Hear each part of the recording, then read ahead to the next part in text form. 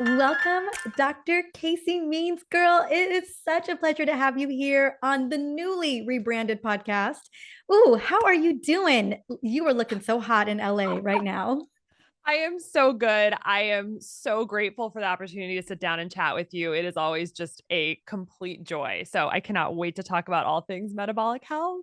Yes, yes, yes, yes. And we were already brainstorming. So ladies, listen up. We are locked and loaded about what we want to talk about to really show up for you.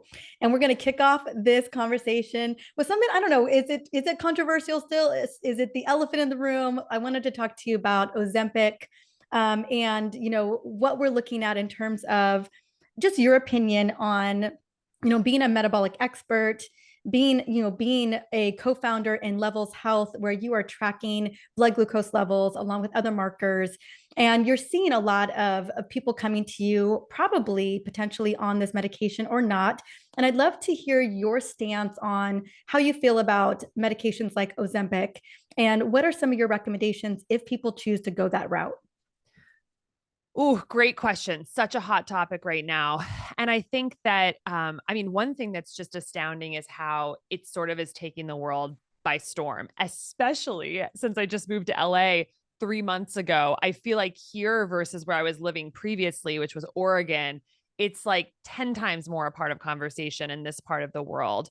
And I think part of that is because this medication that traditionally was used as a diabetes medication is now being used for weight loss. And that is just getting a lot of people really excited because, of course, weight loss is something that a lot of Americans are striving for. We've got 74% of Americans right now are dealing with overweight or obesity.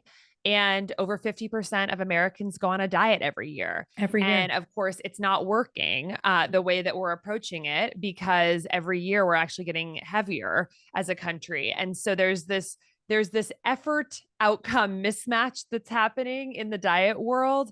And Ozempic seems like it's a silver bullet to cut through that. And I think the question is, is it actually a silver bullet, or is it possible that we've just been approaching weight loss incorrectly because we haven't been really focusing on true metabolic optimization and insulin sensitivity? And that's why we've had this effort outcome mismatch. So to talk a little bit about Ozempic, so this is a GLP-1 receptor agonist, and it has several effects on the body, some of which we don't even fully understand, some of which may be acting in the gut, some that are actually acting in the brain to make us less hungry, or not have so much of a sense of a need to eat.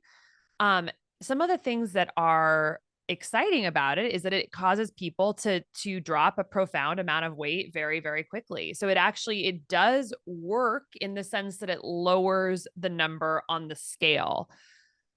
The downsides of it, though, are a long list. The first is that there are a lot of side effects, and a lot of the side effects are just so unpleasant that people are just getting off the medication. Even for people who are on this for type 2 diabetes, the majority of people get off within a few months because the side effects are actually intolerable. So, this can be things like diarrhea, constipation, nausea, stomach pain, all sorts of things. But there's Mhm. also more serious side effects like kidney failure and a type of thyroid cancer, very, very rare. But there are more serious side effects, pancreatitis, that you want to definitely watch out for, and take into account when you're thinking about the cost benefit of going on something like this. But those general sort of GI upset symptoms seem to be quite common. And Yes. while on one hand, they actually make people less hungry, and so that's part of why they're not eating, they're not fun to deal with. So a lot of people are discontinuing the medication just because of side effects. The second piece that's been emerging that is concerning is that people seem to be not only losing fat, but losing a lot of muscle as well. And so there are different numbers thrown around, but when you just like go on a diet and lose weight, you're probably losing somewhere around like some of that weight is going to be lean mass, like Yes. muscle. That's just normal. When you lose weight, some of it's going to be muscle, some of it's going to be fat. And you want to make, of course, as little of As it little of that as muscle loss possible. and the Yes. most fat loss. And there's different strategies to help do that. Um, but maybe around 20% of weight loss would be lean mass on a sort of healthful diet. With Ozempic, it's looking like it's more like 40%, 30 to 40% lean mass that's being lost. And so that's very concerning because when you think about an aging population, the last thing you want is an under-muscled aging population. That can lead to a condition called sarcopenia, which is essentially not having enough muscle. And muscle is our organ of longevity, as Dr. Gabrielle Lyon has so beautifully been, espousing on her channel and Yes. her new book, Forever Strong. It is the organ of longevity. It is armor on our body that both releases several hormones and anti-inflammatory chemicals, myokines, that have wide-reaching metabolic positive effects, but also it's the biggest glucose sink. It takes up glucose and processes it. And the more muscle and the more efficient muscle we have, the better off we're going to be, both strength, protection from injuries, production of these really healthful chemicals in our body, and a just general glucose sink. So losing muscle bad, that's a big concern about semaglutide and Ozempic and these medications. And then the last one I would mention is that people are regaining the weight when they come off the medication. So the majority of people will gain the majority of the weight back if they get off the medication. So when you get on this, you're sort of signing up for a lifetime of this medication if nothing else changes. And that's pretty concerning. So just coming from my standpoint, like I do not want to be locked into a medication for the rest of my life with the risk of having a huge rebound weight gain if I were to ever get off this injection. It's basically like being dependent on it. So I think that then breeds the question, we have a population now where there's a lot of people using this medication. What can people do to set themselves up for success if they were to get off the medication, if they did want to transition off of it? Let's say they reached some weight goals, they want to get off the medication. What can they do? And I'd love to see a lot more out there in Yes. the conversation around that piece, because if there can be programs or support for people to basically transition healthfully off these medications, I think that would be really positive. And from my standpoint, what that looks like is, using the medication to jumpstart a period of being very stuck with weight where you've just been maybe unsuccessful for years trying to budge the weight. And that can be, of course, incredibly frustrating. We live in a massively obesogenic environment that makes it virtually just so hard It's a to big uphill lose weight. battle. It's a big Yeah. uphill battle. And there's a lot of people who are trying super hard who are not getting the results they want. So let's say it's a jump start. People lose weight. They're feeling extremely motivated. Maybe they're feeling more limber, more able to be active. Use that opportunity to get an accountability buddy, get a coach, get in touch with someone, who's going to help you create a structured movement plan, start the moving all throughout the day with some low grade walking, start a resistance training program, protect yourself from the muscle loss, start lifting heavy weights under supervision so that you're actually building muscle instead of just losing Losing it. I would it. say that's huge. Really focus on the calories that you're eating, getting enough protein to fuel that muscle growth when you're on Ozempic, and then use the opportunity to, while on this medication, to learn how to cook a whole foods diet and learn how to acquire, cook, and eat as much clean, whole foods, low glycemic as possible, and really build a metabolically healthier body. The concern about a medication like Ozempic is that while it may cause you to lose some weight, it's if everything else stays the same, it's not actually going to generate true metabolic health. True metabolic health is built from the daily actions around food, sleep, movement, stress management, toxin avoidance, the basic pillars of metabolic health. So the key would be to use the jump start from the medication to get the motivation to basically build in these healthy habits with community support, accountability, whatever makes it easier for you to stay accountable. And then, hopefully move in the direction towards a longer, healthier life. So that's how I would approach it. And I'd love to see startups or systems or healthcare systems really building programs like this to leverage the, encouraging kickstart from a medication to actually build a truly foundational, healthier lifestyle. But that's not what I'm seeing right now, No, unfortunately. not across the board. Like I've seen these little pockets of functional doctors who have patients that are coming in who are admittedly saying, "Hey, I'm on it." Yeah. And then they implement a protocol. My thyroid doctor who has a lot of women obviously with hypothyroidism who've been struggling to lose weight for so very long. She has so many of her patients came to her with it, and so she developed a whole program. But again, she's one of very few. And you're absolutely right. I just wanted to point out, if we're losing 40% of our muscle and then we get off of this medication because, one, we can't be on it forever, you have to at least cycle it in and out, that you then don't have the metabolic sink to Right. support the blood sugar variability that's happening depending on if you didn't change the way that you ate at all. And so you go out of this with the inability to actually, claim some of that glucose Yeah. so that it's not raising your insulin levels. And then you kind of just end up in this spiral. Yeah. Yeah. Okay. Thanks for sharing your guidance and recommendations. I know that a lot of my ladies are thinking about it or on the other side of it and trying to Mm, figure out, why am I not ultimately seeing the results that I originally had, just a couple months down the road. yeah, absolutely. Mhm. All right, I want to speak into let's say that's we're not, I know there's a lot of women who are not going to do it.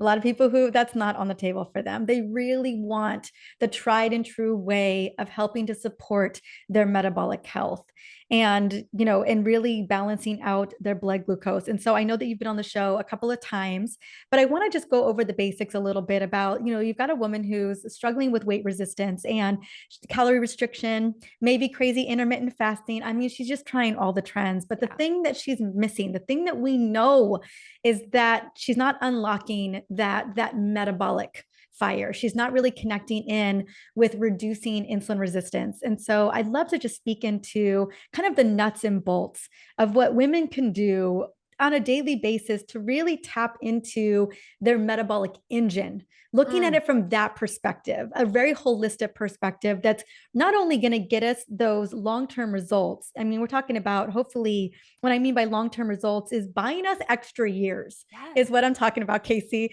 I'm talking about longevity. Not only just buying us extra years, but also helping us to manage some of the symptoms that we are managing right now as well. Yes, absolutely. I mean, step one, two, and three is making sure that you are insulin sensitive and that your insulin levels are under control. This is foundational for metabolic health. This means that your body is able to take up glucose from the bloodstream efficiently and use it. And so, to understand that, the first step is to test it. I am really such a believer in knowing where you stand. I think, especially for women, a lot of the cognitive overhead comes from there are so many different ideologies out there about what to do and how to do it. And it can get very overwhelming. And, you know, a lot of that can just be cut through so efficiently if you test the right things to start, implement a strategy that feels right and sustainable for you, and then retest and see if it's working. It's fairly black and white when you approach it that way. Like, understand where you stand, implement something that works for you, and then retest. And if things aren't moving, then it may be time to adjust the plan a little bit and tweak it again and then retest. But um to really get that baseline, I believe that every person in the world, and of course, especially women who after menopause end up really going down a worse metabolic path than men, they need to know before menopause. I mean, ideally, even earlier in life. Even But earlier, like yeah, before I mean, of course, perimenopause. fertility, Yes. perimenopause, and then of course in the fertility years, because insulin sensitivity and metabolic health is going to be essentially one of the key deterministic factors of ability to conceive, healthy pregnancy, you know, uh, postpartum, weight, all of these things. It's all related to metabolic health and insulin resistance. So certainly all throughout the lifetime. But when we see women really starting to struggle disproportionately, even more than men, it's in that perimenopausal, postmenopausal years. And so it's just really important to understand where you're starting and where you're going. So this is basically getting lab work done and Yes. asking your doctor to get the right stuff. Some of the ones that I think are really foundational and key that aren't necessarily practiced, which, I'm Tell sure us, you've talked about, girl. We talk fasting about it. insulin. You got Yes. to get the fasting insulin, Yes. and if your doctor's not going to order it for you, you kind of need to find a way to get it outside of the system. Either get a functional medicine doctor, a naturopathic doctor, some doctor or practitioner who's focused on more holistic and metabolic health, or through like a company like Function Health or Levels. Like there's ways to get it, but you actually do have to be your own advocate. I also, of course, love triglycerides and HDL. Together, those two can tell you a lot about your insulin sensitivity. Triglycerides really are such a helpful biomarker to kind of understand like how much excess your body is dealing with in terms of refined carbohydrates and sugars. Like, what is the load that the kind of body is being put under? And because a lot of that will be converted and stored to triglycerides. So to me, it's a really good snapshot. It's like a $5 snapshot of like sort of how overburdened is my body with substrates that it's being tasked to process and how well is it doing it. Yeah. And so for insulin, there's not what's considered really like an optimal range in the standard literature, but in talking to so many experts and synthesizing their opinions and just synthesizing the research, we really recommend like a range of about 2 to 6 milliIUs per milliliter. Certainly less than 10 on your lab slip. It's going to say less than I 25 is know, normal. girl. It's just Insane. wild. And then for triglycerides, like really making sure aiming for under about 100, even less than 70 can be really good. I like to see less than 70. Me And then too. an HDL, like up above 60, like the 60 to 90 range. The lab slip is going to say, oh, above 40 is okay. But if you're like in the 41, 42 range, that's not high enough. And then with this triglyceride to HDL ratio, which basically is telling you like, okay, here's what we don't want to be high on the top, and then what we do want to be high on the bottom. You want that number to basically be close to 1, or lower. So essentially less of the bad stuff, more of the good stuff. So let's say your triglycerides are 70 and your HDL is 70. That's a ratio of 1. That's excellent. That's saying that like your body's doing a good job clearing through the glucose and the carbohydrates, and it's making a lot of the good HDL cholesterol. It's going to shuttle cholesterol back towards the liver to be processed. So those are like 3 basic tests that together maybe cost $50 and are life-saving. Like they can actually really tell you where you stand in terms of metabolic health. Of course, fasting glucose is also a really important one. The standard range would say that less than 100 is normal. The data really supports that more like 70 to 85 milligrams per deciliter for a fasting glucose is the more optimal range associated with less risk of future chronic disease. Hemoglobin A1C, great test. Not my favorite test, to be honest, because it's a little hard. If you just had that one test alone, it doesn't give you enough information. It really doesn't tell you about your insulin sensitivity. You really need some of those other tests I mentioned. But less than 5.7% would be considered normal. You want to see it lower than that, more in Mhm. like the 5% range, maybe 5.5 at like the most. And so those are some tests that I really like. Of course, everyone's going to say, what about LDL cholesterol? Which is, what's sometimes colloquially called the bad cholesterol. This is a really important test, but there's limitations to it. And one of them is that there are more than one type of LDL cholesterol in the blood. There's different subtypes of LDL, and that one number doesn't tell you how much of each of those subtypes there are. And some of the subtypes are more associated with heart disease and some aren't. So if you're someone with a subtype that's a lot more of the sort of more benign type of LDL, you're not going to know that. So you might have a slightly higher LDL, but it's actually the type that's not so problematic. So one of the little kind of like interesting sort of like ways you can triangulate the lab test is if you have a triglyceride to HDL ratio and it's like 1, less than 1, maybe less, like certainly less than 1.5. If it's in that lower range, if your triglycerides are under 100, your HDL is high, your insulin is low between 2 and 6, and your LDL is like a little bit on the higher end, that might be okay. That might be a signal that the actual LDLs that you have in your blood aren't the problematic type. You can test that. And You that is can actually absolutely great, test which that. is, yeah, which is the advanced lipid testing, the Mhm. NMR testing. And you can ask your doctor for that, which will actually tell you exactly how much of the different types of LDL you have. But you can get some clues from those other tests, insulin, triglyceride to HDL ratio, that will give you kind of a clue of where your LDL might be skewing in terms of the subtypes. But it's always better to just test the different particle types by asking your doctor for advanced lipid testing, NMR lipid testing.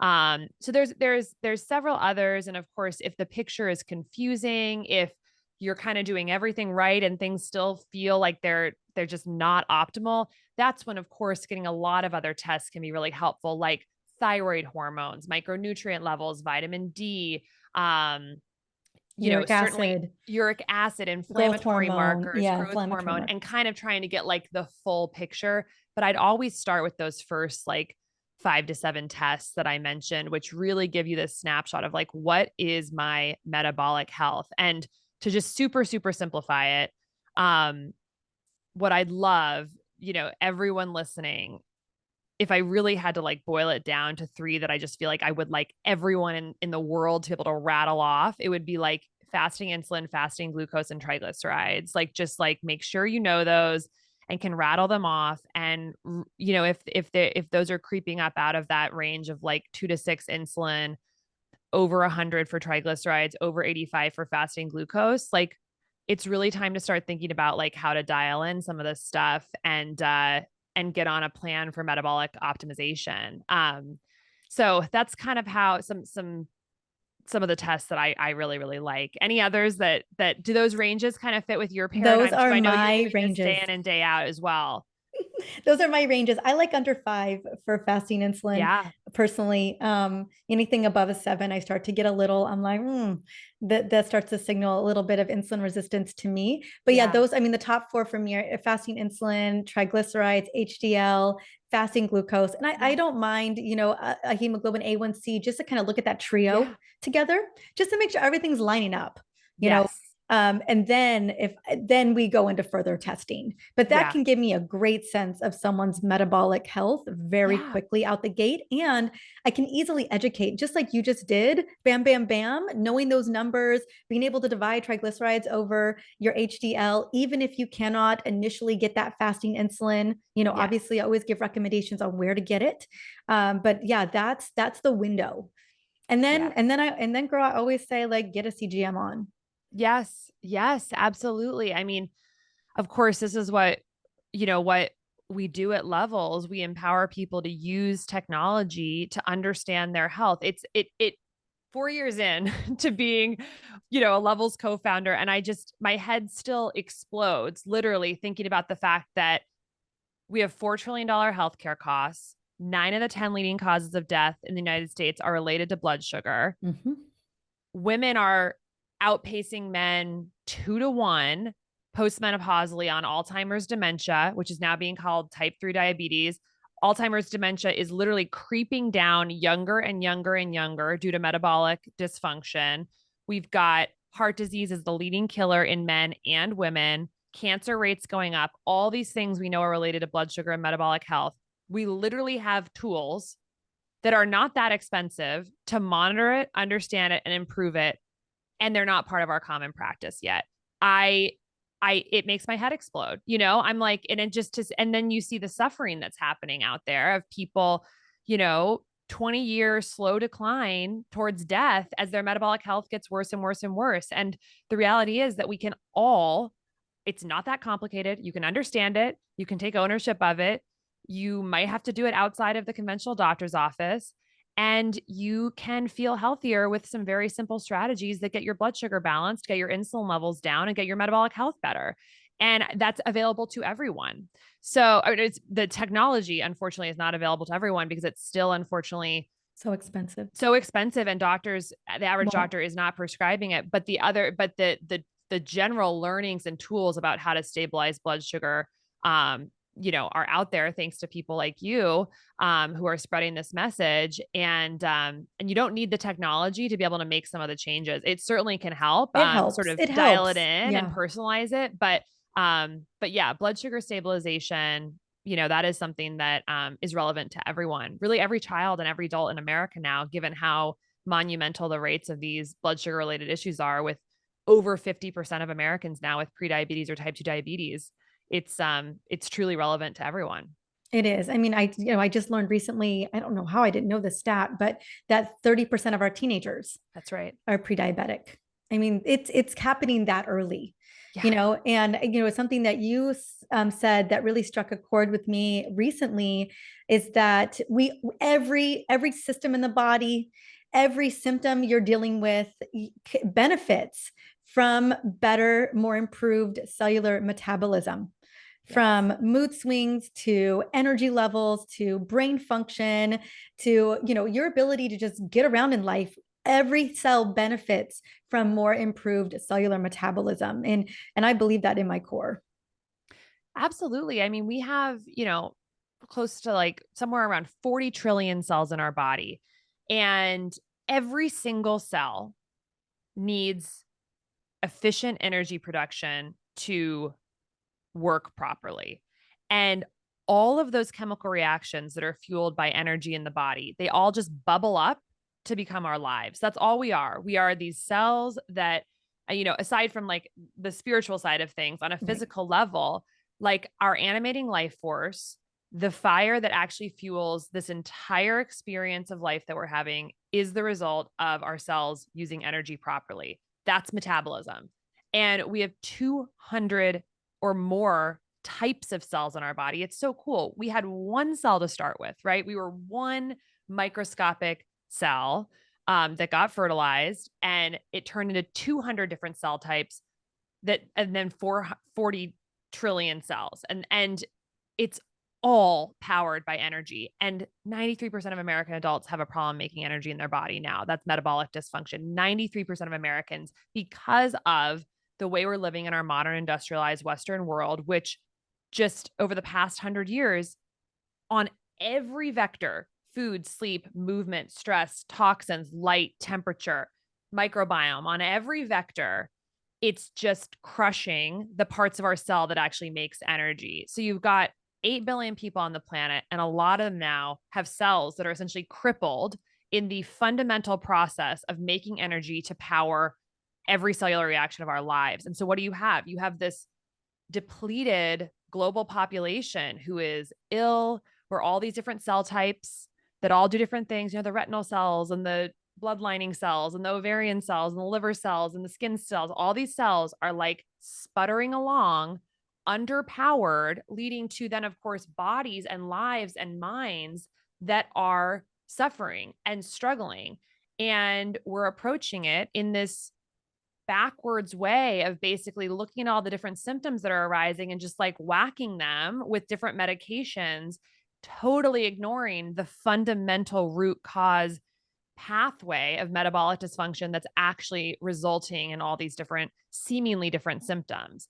And so, yeah, I think that, for people who are listening who might be dealing with like multiple different symptoms and, seeing multiple different specialists and maybe being on multiple different medications, there may be some benefit to that for sure. But I would just encourage everyone to really think about bringing a metabolic lens to some of this, because for most Americans, there's probably a metabolic component to almost any symptom or disease that we're facing right now. And it's something that's actionable. So really thinking about, how do I support the mitochondria? How do I support insulin sensitivity? How do I support my cells making energy, which ultimately means looking at all the different lifestyle and dietary factors that we know are relevant to metabolic health. So again, like food, sleep, movement, stress and relationships, microbiome, light, temperature, toxins.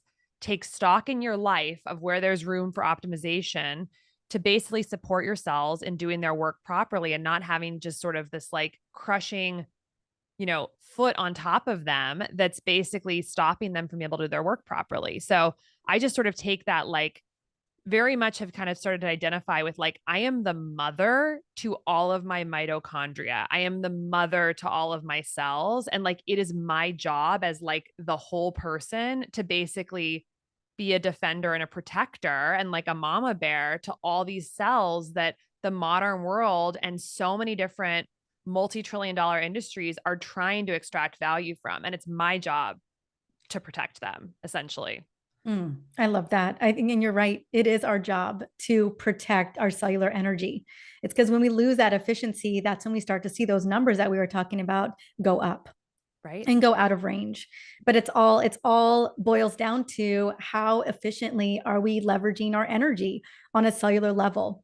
And I know you mentioned kind of the big pillars, but Casey, if you were to start, because I know some of these pillars can feel so overwhelming, and women are like, I can't even go to the bathroom by myself.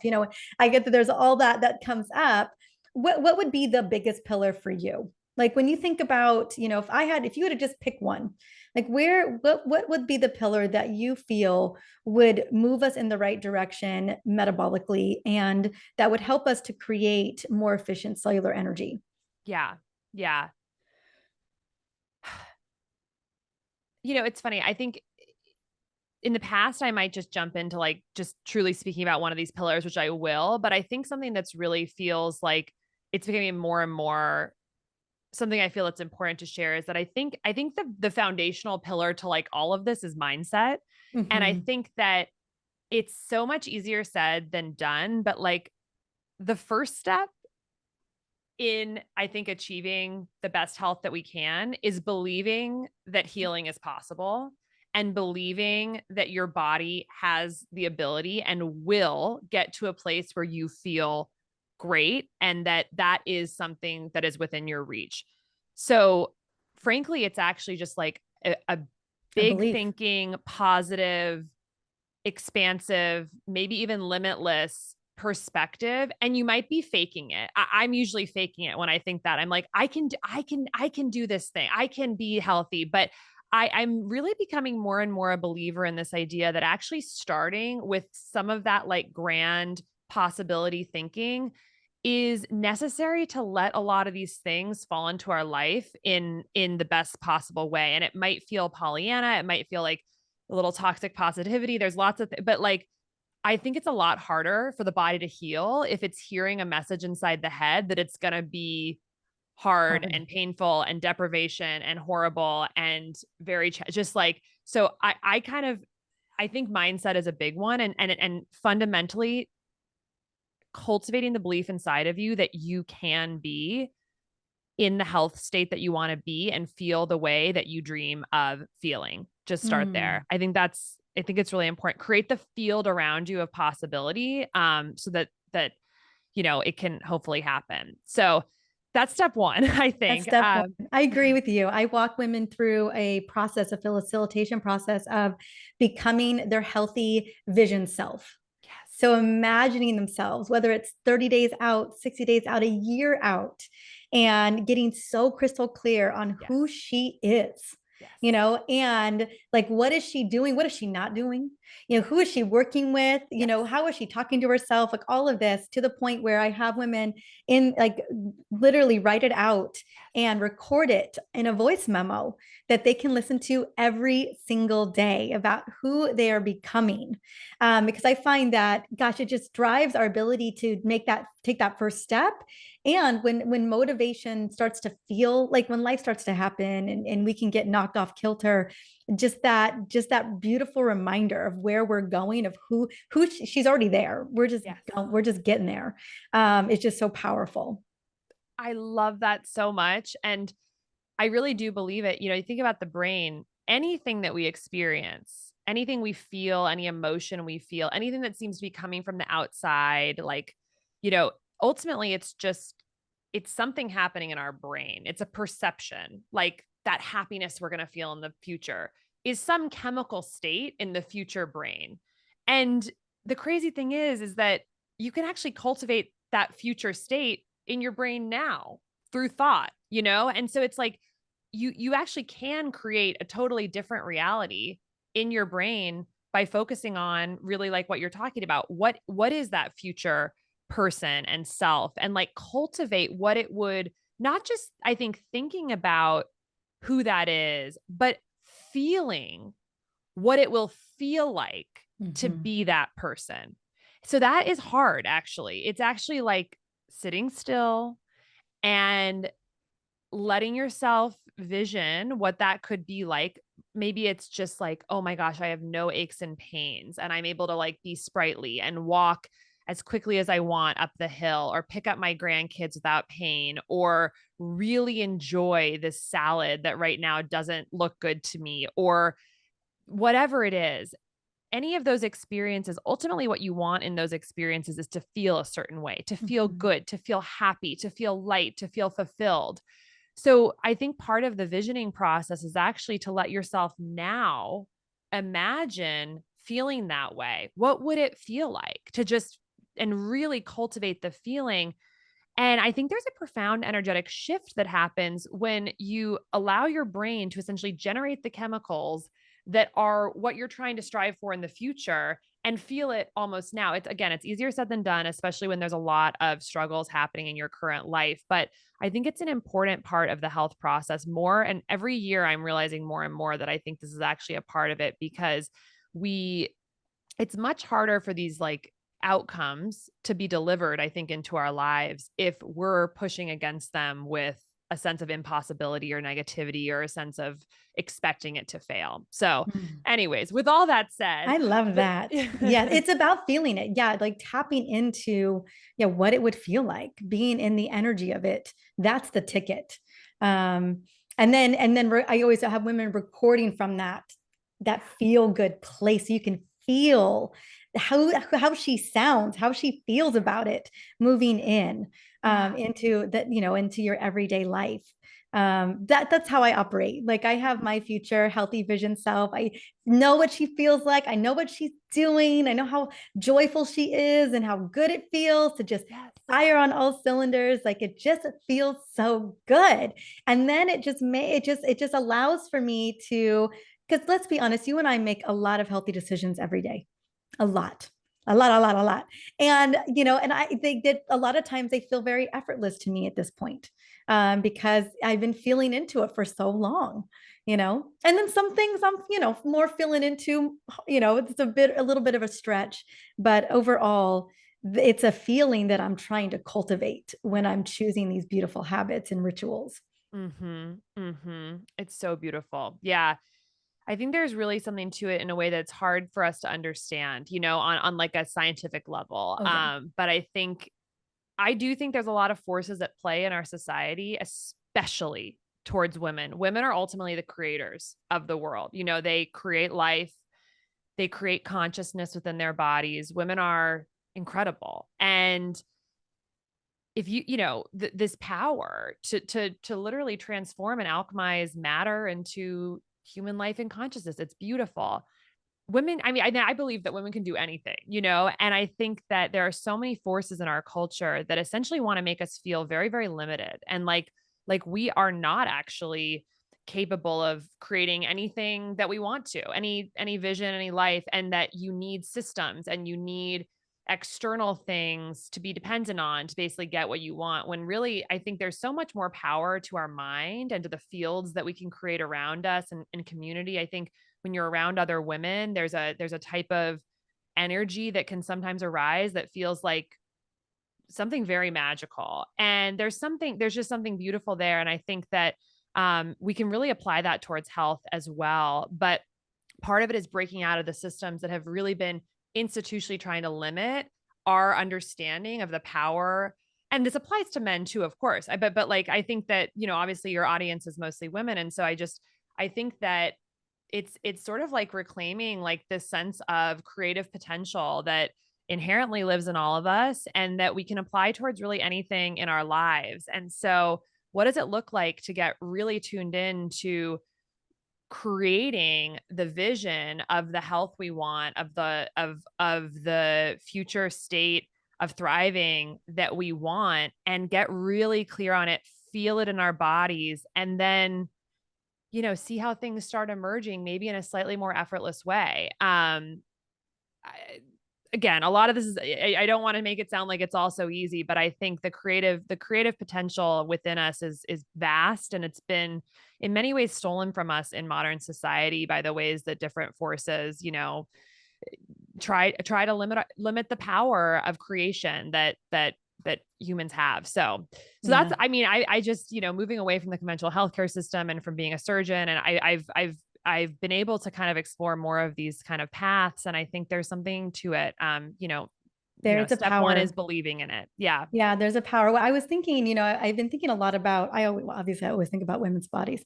And I was thinking about how, bringing, out the alchemizing of bringing together matter and consciousness into humans, into legacy, is that our entire body system is built around our reproductive system. Mm. And that we have just pretended that this isn't true. I was like, we should have been the standard, right, of how we study and how we look at metabolic health around, around aliveness and creating life.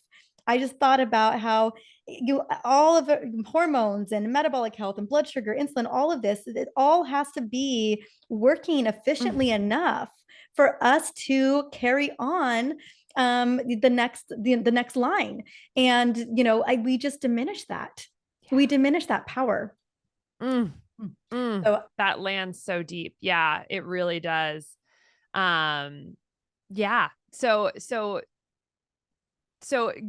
I guess circling back to some of the practicality stuff, it's like, we talked about, I mentioned very briefly some of those pillars. yes, And I which think I for love. me, They're my yeah, favorite pillars. yeah, Yeah, and we need them all. we need them all, but it's a lot. It is. But I think what I like to really think about is that it's not that everyone needs to basically go all in on all of them. I think every person's journey to metabolic health is going to be different based on what the different factors in your life are. So let's say we're talking about food, sleep, movement, stress in relationships, toxins, microbiome, light, and temperature. All things, basically, all these little like levers and vectors and knobs that we can kind of tune up and tune down to basically, with the key point being that you're leveraging these different things to create an environment and a culture for your cells where they can make energy properly. So if it's movement, we know that zone sort of low intensity walking, more like zone 2 exercise, it's an energetic signal to our cells to tell them to take up glucose, make more mitochondria, and for the mitochondria to work more efficiently.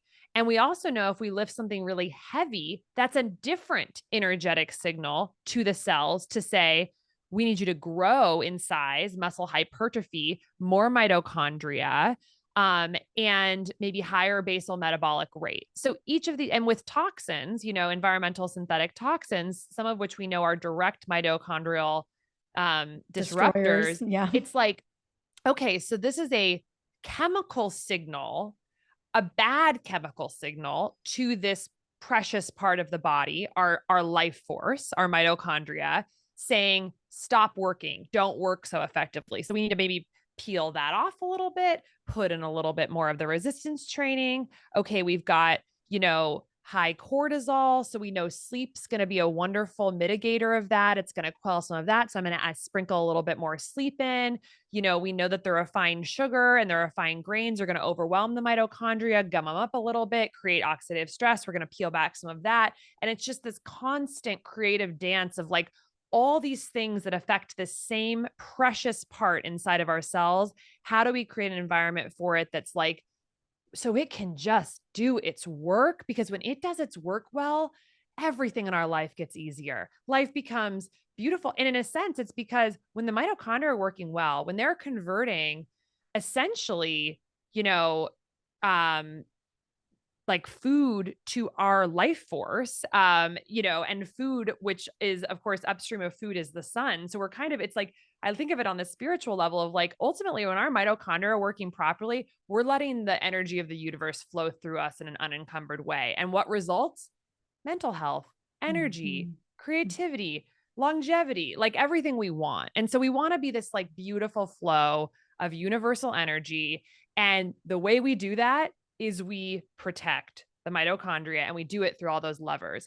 So part of it is looking at all of them and saying, in my life today, this week, this year, this season of my life, which ones are struggling? Which ones are great? Which ones do I actually even have the capability of changing? Which ones do I not? And then basically cobble together the best possible combination of them that you can, and then release all guilt for the ones that you basically can't focus on right now. If you're a brand new mom and you are getting up multiple times a night, sleep is probably not going to be the one that you're going to crush that year. Like, but maybe there's ways to make food and environmental toxins and relationships like really great at that time of life. So I think it's like a constant taking stock of what's possible, what's crushing, what's not crushing, and just sort of like create a bit of a set of actions for you that feel sustainable.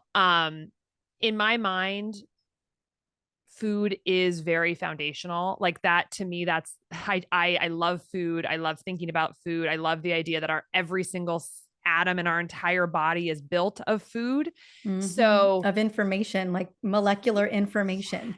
the Yes. building blocks and the instructions come from food. And so if there are ways to get that really dialed in, a lot will get easier. And so, yes, ma'am. Thinking through that, it's like, it's really the name of the game is as much unprocessed whole foods as you possibly can put in your body, ideally from as sustainable sources as possible. So like whole foods from good soil for as many calories and meals as possible as you can is going to really be the foundation of good health. I don't even really care what pattern of diet it is, vegan, carnivore, paleo, whatever. It's like if the food is in as close to its natural form as possible, comes from good soil, isn't covered in toxins, the body really knows what to do with it. The body can utilize it.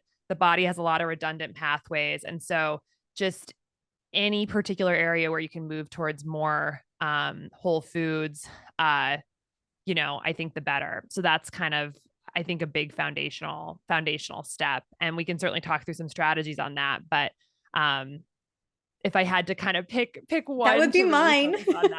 Yeah. And mindset. You nailed it there too, is the believing, getting to that feeling and not doing your best to not create resistance against yourself. So I do agree with and I do agree that universal energy is flowing through us and flowing through our mitochondria.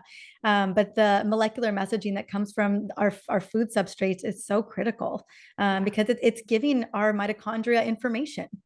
So I'm and that's the thing that we're making the biggest decision on every single day, multiple times a day. Yeah. Sleep, just one time. I mean, we got to nail that too. But food, it happens. We make that decision a lot. We vote with our fork more often than we recognize. Yeah. I love Absolutely. that. And then measure, as we talked about from the very beginning here, which was, you're putting the right substrates, as close to, unprocessed as possible, from your local farmer's market or wherever you're getting your beautiful, amazing produce. And then, measuring doesn't hurt, always kind of just seeing where you're at, especially as we get older. Yeah. I mean, and on the food thing, I like to focus a lot more on what you put in the body rather than what you take out, like more of a constructive rather than a restrictive view to health, because I think that mindset is really encouraging. It's like ultimately every day, if I can load up as much of the good stuff as possible, getting rid of the bad stuff actually becomes a lot easier. Yeah. But agreed. If there were 3 things I would say to just like make life a little bit easier in terms of like food labels, it's like, if you're ideally perimeter of the grocery store, fresh produce, fruits, vegetables, nuts, seeds, legumes, beans, fish, meat, eggs, etc. Just like natural foods. But if you're going to buy the box stuff, which is a lot of very healthy packaged foods, like I think about like flax crackers or, like just there's now I'm I know you and I are you know like, what I mean, but like maybe beans or tuna. we could sit here for about 20 minutes and come up with a list. Yeah, but I think that if you look at those labels, you just pick up anything in the grocery store and make sure if it does not have any added sugars, that's amazing. Just like that's step one. Number one. No added Number sugars. One. And so there may be carbohydrates and there may even be sugar if it's like from a fruit or something, but you want that added sugar to basically be 0. And no added sugars, no refined sugars, no refined ultra processed grains. So that's anything with like the white or wheat flour, and then no Oils. industrial seed oils, which is Mm-hmm. going to be like the, soybean Soybean oil, oil. cottonseed oil, safflower oil, grapeseed oil, vegetable oil, canola oil, etc. Really like just things that have essentially Yeah, olive look oil, at the label. avocado oil. Look at the label. I And I mean, think, even roasted cashews, we roast yep, our own cashews, sunflower but oil, yeah, or or canola, canola, even always, organic always. roasted cashews. You're just like, no. Yeah. But Yeah, I would say, like, if you just put a wallet size card, that sort of says like these simple rules. And if you go to the grocery store and just don't put anything in your cart, I would also add, ideally, if you can do organic versions, that so like basically organic, and then no refined grains, no refined sugars, no added sugars, and no industrial seed oils. Basically, anything you pick up will be a lot better choice, essentially. So that's a good way to kind of just like weed out some of that, because it's a question of like, is this healthy, is this not healthy? If you stick to those three things that you just don't want in your food, in your packaged food, you'll end up filling your cart with a lot better stuff. Unfortunately, it will mean that you have to eliminate probably 70, yeah. 95% of what's in the grocery Yeah, store. it's But it's slim pickings, girl. yeah, I mean, yeah, for some stores, yeah, depending on where you live and where you're going. I was thinking about motherhood in that first year, even pregnancy, even yeah, trimester before pregnancy, where I really scrutinized over labels. I was, there were a lot of things that I thought originally maybe I just didn't pay a lot of attention the first time around, and then like really cared. And I was like, okay, this is all gone. This doesn't make the list anymore. And so, but it's again, if we're the protectors, if we're the mama bears of our mitochondria, we really need to get to that level of scrutiny when it comes to what's going in our bodies, and especially what's going into our family's bodies, into my yeah. son's body. You Mm, know, I make his muffins from scratch. mm, Yeah, I make because there's no muffins out there. There's just not. There's not right. cookies. Maybe Hugh's got some cookies, but you know what I'm saying? Like, Thank you, Who Kitchen. yeah. Yeah. Yeah. Yeah, you So, just got to become, yeah, and be. I think it's that time, especially if you're at the grocery store. Give yourself that time. Give yourself extra time to really get to know your ingredients. Just spend some time mhm. doing that. And something that you may have even been picking up for years. Maybe take a second look at it. Yeah. Just in case. Because it's been so automatic for so long. And then I think that there's really something to be said. And you are such a beautiful, amazing chef. The creations that you create, girl. Oh my gosh, one day I'm hoping to be invited for dinner. And Please. Yes. but the thought of the spend time. I know it's a precious commodity, but I mean, if I was going to spend any amount of time, it really is in the kitchen with my Yes. family, you Yes. know, and really, making sure that we're hitting a lot of those macro and micronutrients and antioxidants that are feeding our gut microbiome and feeding our mitochondria. And so I just really want to implore that healthy eating and healthy cooking, it doesn't have to be so complex. It really doesn't. But it just may mean a little bit more time in the kitchen, which I think in the scheme of things is just so worth it. If there was going to be a place to put your time, I would say that would be a place that is so worthwhile. Well, I would so much rather spend a little bit of extra time in the kitchen, holding and working with beautiful, colorful, plump, luscious produce that is beautiful to look at, beautiful to touch, beautiful to smell. I'd rather spend my time there with those things than spend my time in the doctor's office. Yeah, And choose it. that is the trade-off. Yeah. You're either spending time in the kitchen or you're spending time in the doctor's office. Mhm. I can't even remember the last time I've been to the doctor's office. I just, it's, I you get a are, lot of labs done. I do get labs. I do. I was at Quest yesterday getting my 110 biomarkers done with Function Health, which I just love.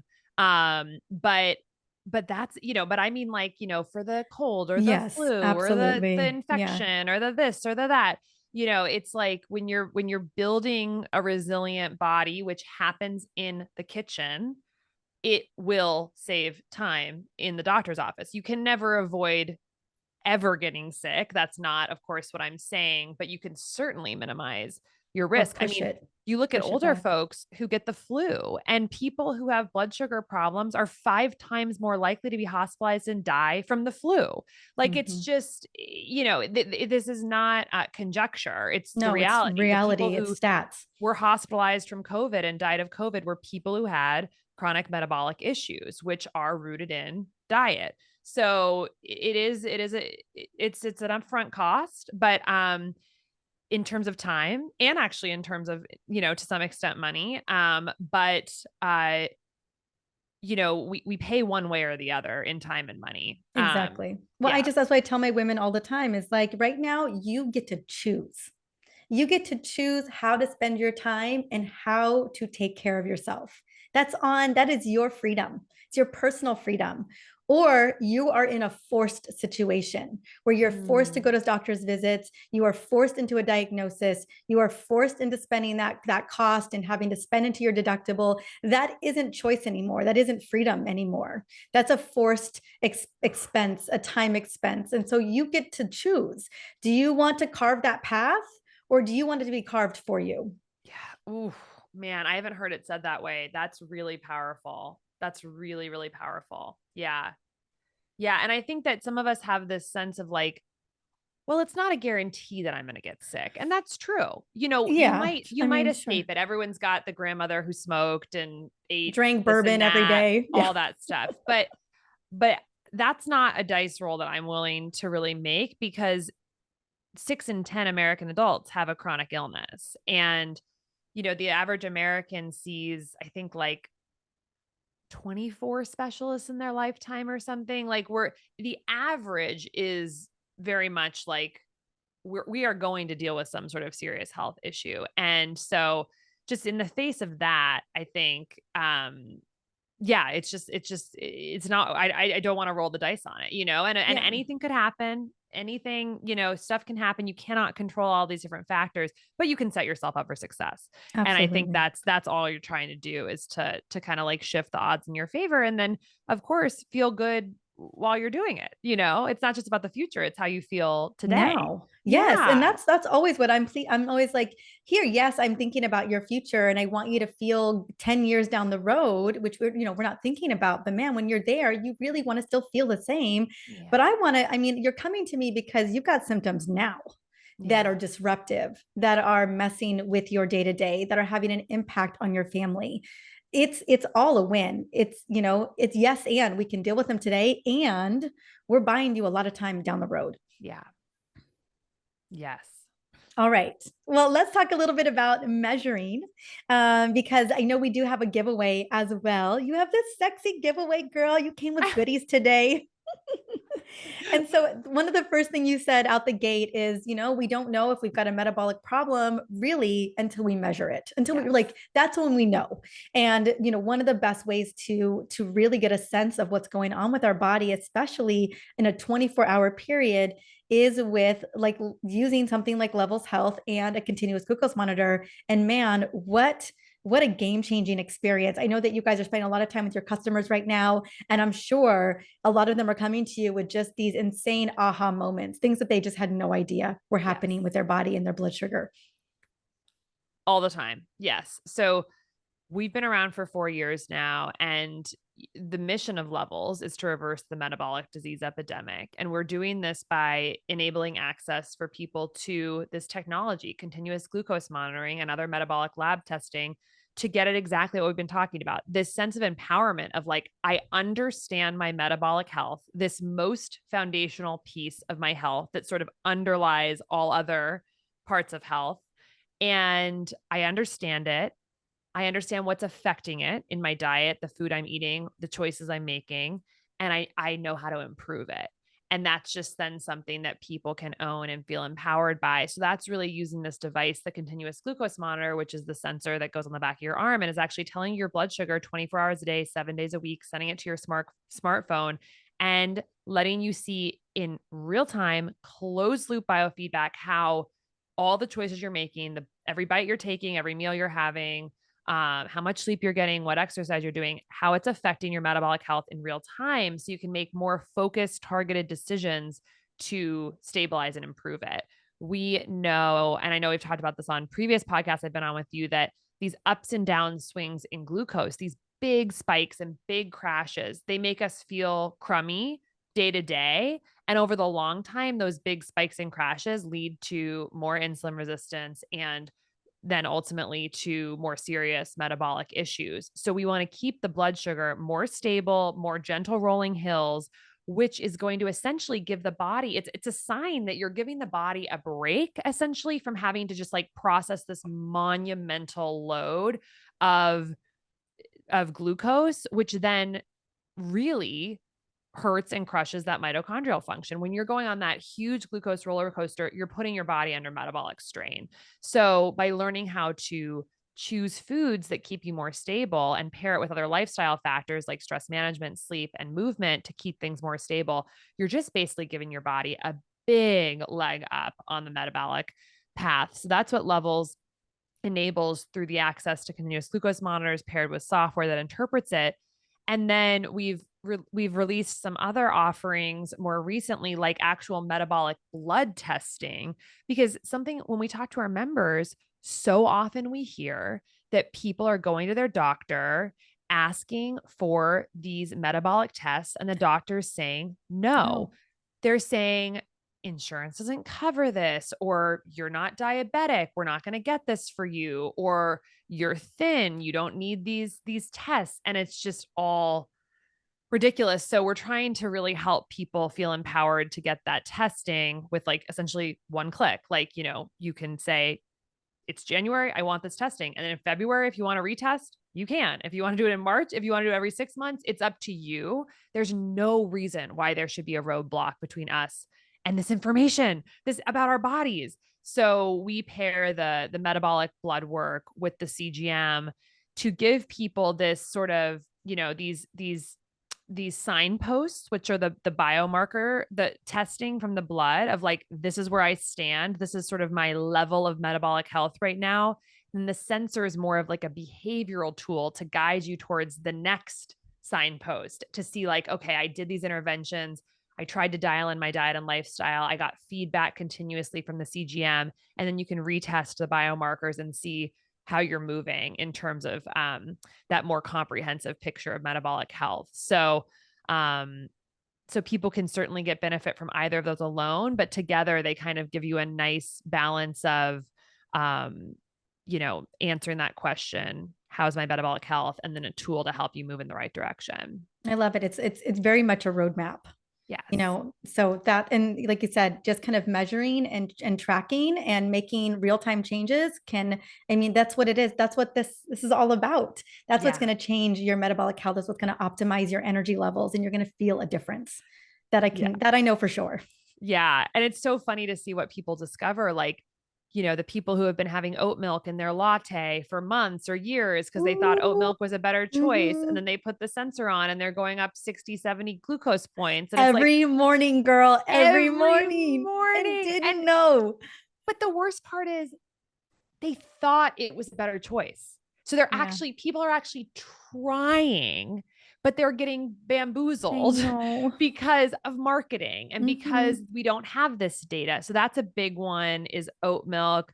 We see a lot with, oh gosh, I mean, with breakfast, I feel like breakfast Breakfast. Oh, really, people have these just, it's both devastating, but also they're so happy that they learn the information, which is that like they thought a particular breakfast was like great for heart health or whatever. The one that always kind of comes to mind is oatmeal. And certainly not saying that oatmeal is like, the worst thing in the world, but for some bodies, instant oatmeal just kind of eaten by itself can cause a really, really, really big glucose spike. And, you know, that it's never great to have a huge glucose spike. It's not going to like cause one spike is not going to cause diabetes, certainly. But even one spike can make you crash afterwards and actually feel really tired and hungry after that meal. So even though yeah. it's that one spike isn't the difference between health and disease, it can make you feel crummy. And a lot of those spikes over time can lead you down that pathway. So, we see a lot of people switching from like oatmeal with some fruit, maybe a small glass of OJ, totally think it's a reasonable breakfast, but they find that they're going up 70, 80 glucose points immediately after breakfast. They switch to maybe a chia pudding with full fat coconut milk, with a little bit of low glycemic berries, no juice, maybe some coffee with some full fat, either grass fed milk or maybe like a no sugar almond milk. And then they find that they get no glucose spike. And it's a pretty similar breakfast, it's Mm-hmm, sort of like mm-hmm, same family of mm-hmm. breakfast. Some people don't want to switch from oatmeal maybe to eggs, but chia pudding kind of has a similar feeling, but it has way more fiber, way more protein, no net carbs, healthy fats, and All then those if antioxidants, all all that. those antioxidants, exactly. And if you can find a fruit that's less glucose spiking for you. So this is something I find so fascinating about CGM for me personally. Um, Within a food category, like fruit is a category, Right. and there's maybe 30 fruits you can buy at the grocery store. And for me, I'm like, I like them pretty much all the same. I'm like, I like fruit. Like fruit's good. But like some of them cause a huge spike for me, like grapes, for Grapes. instance, Yep. pineapple. Mm-hmm. Some of them cause no spike for me, like apples or a particularly unripe pear, like a or Blueberries. blueberries. Oh, is I'm you? a little bit of a spiker on blueberry. Oh, I blueberries, but actually ah, raspberries I do well with. raspberries. Raspberries are one of the highest fiber fruit actually there is. They're about 8 grams of fiber per cup. So some raspberries, some apples, some sort of crisp pears, no, like pretty much no spike. So if I put those on my chia pudding, like I'm pretty much having a stable breakfast.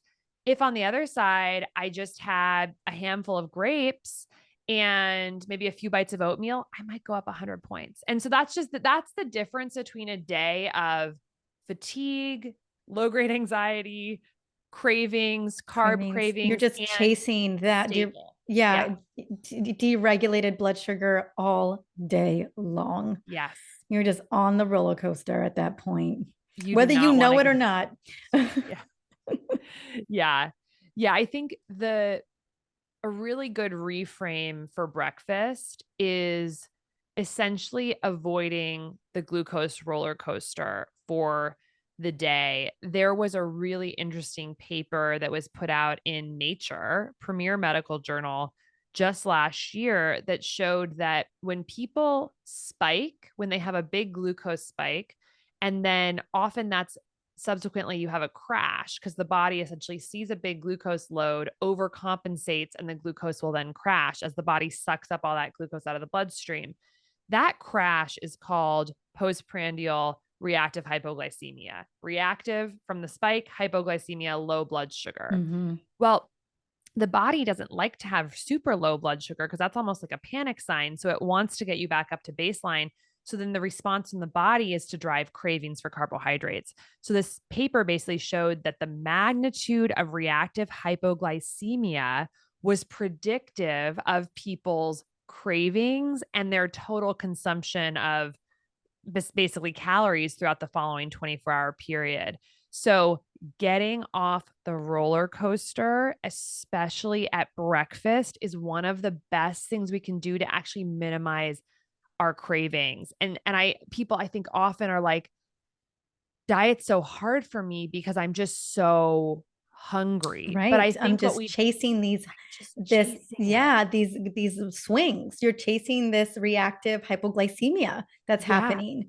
And hunger is actually modifiable Mm-hmm. through smart strategies. One of those smart strategies for modifying our level of hunger, which is not inherent to us or our personality or our willpower, it's actually biologically modifiable. One of the ways to do it is to prevent reactive hypoglycemia, which means stabilizing our meals better. That might be through choices of what we eat, like what we just talked about. It might also be by pairing your meals with more fiber, protein, and fat to stabilize it. It might mean taking a little walk after the meal, but basically keeping the big spike and crash down.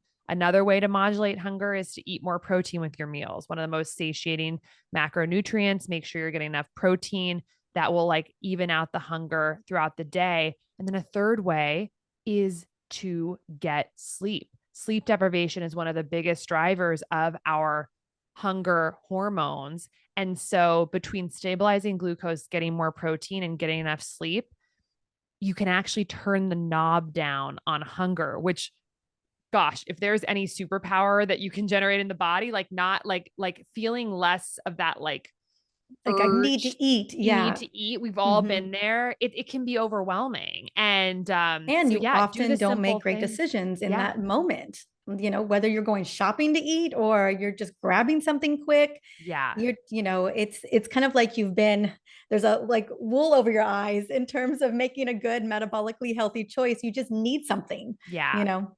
And carry those. I like to carry some nuts, some Mhm. unroasted nuts in my bag.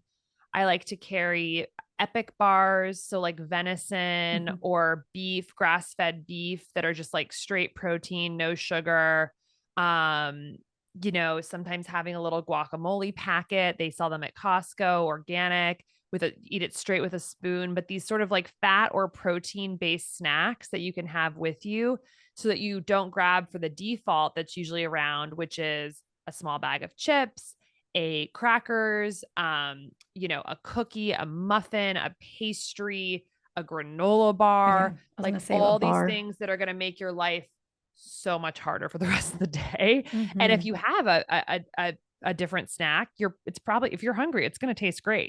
So yeah, Right. like anything like that, hard-boiled egg, grass-fed beef stick, like a flax cracker, cheese, something like that, like unroasted nuts, great options to have in your bag. I agree. And you can I mean, as a mama now, even when we go to somewhere like the zoo or Disneyland or whatever, I've got nuts, I've got beef sticks like Paleo Valley. Yes. I have apples and almond butter. Like I just have, all the things that are cut up and ready to go. I'm so that mom. So that we just have them all to grab. Those are the things Yes. we grab first. Yes. And so that way we are fully good to go. Yeah. Just being prepared. Prepared. Yeah. Absolutely. All right. Well, Casey, honey, thank you so much for sharing your brilliance and really giving us the full spectrum of how we can really nourish our bodies and optimize our mitochondria, take care of those beautiful little powerhouses inside of our body, and extend our longevity because that's what we all really truly want and deserve. And then one of the things that you brought today is a little giveaway, which I believe is an annual membership and a continuous and access to a continuous glucose monitor for a month. Is that correct? That's Okay. exactly right. Yes. Yeah. So there's a giveaway, which is at levels.link/Dr. Mariza giveaway.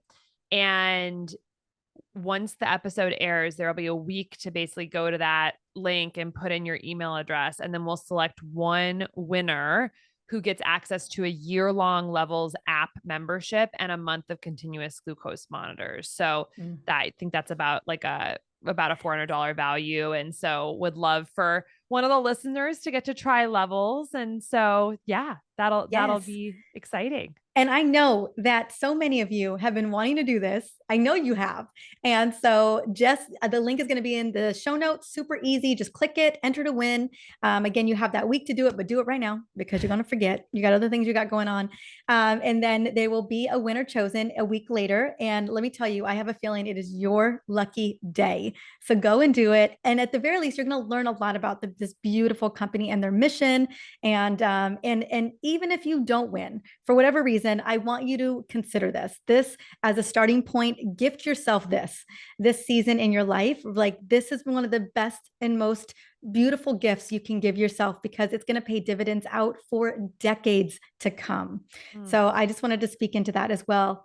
Casey, honey, thank you for the beautiful giveaway. Thank you for your beautiful brilliance. And it was such a pleasure having you on. Thank you so, so much.